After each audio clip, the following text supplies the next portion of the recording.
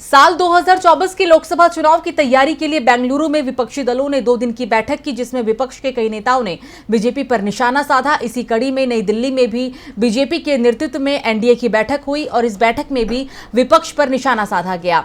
NDA की बैठक ऐसे समय की गई है जब विपक्षी दलों ने गठबंधन का नया नाम तय कर घोषणा कर दी थी।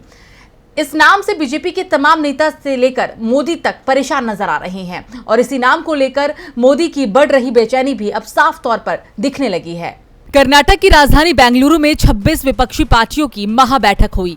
इस बैठक में आगामी लोकसभा चुनाव में एक साथ लड़कर कैसे भाजपा को मात दी जाए, इस पर चर्चा हुई। इसके साथ ही महागठबंधन का नाम इंडिया यानी Indian national development inclusive alliance तय किया गया, जबकि विपक्षी मोर्चे का नया नाम बताया गया। और उसके बाद दिल्ली में एनडीए की बैठक में मोदी ने विपक्षी दलों के महागठबंधन पर निशाना साधा और एनडीए का मतलब समझाया। मोदी ने एनडीए का मतलब बताते हुए कहा कि एन का मतलब न्यू इंडिया, डी का मतलब विकसित राष्ट्र डेवलप्ड नेशन और ए का मतलब लोगों की आकांक्षाओं एस्पिरेशन ऑफ पीपल है। पीएम ने कहा कि एनडीए के 25 सालों की इस यात्रा के साथ एक और संयोग जुड़ा है। ये वो समय है जब हमारा देश आने वाले 25 सालों में एक बड़े लक्ष्य की प्राप्ति के लिए कदम बढ़ा रहा है।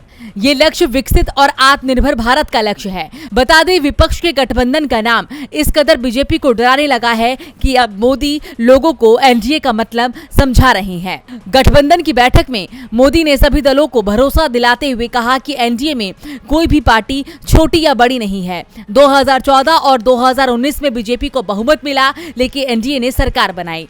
जब हम विपक्ष में थे तब भी हमने सकारात्मक राजनीति की। हमने कभी भी जनादेश का अपमान नहीं किया। हमने सरकारों का विरोध करने के लिए कभी भी विदेशी मदद नहीं मांगी। हम विपक्ष में रहे, लेकिन देश के विकास में ना रोड़े अटकाए और ना ही रुकावट बनी। डीबी लाइव की रिपोर्ट।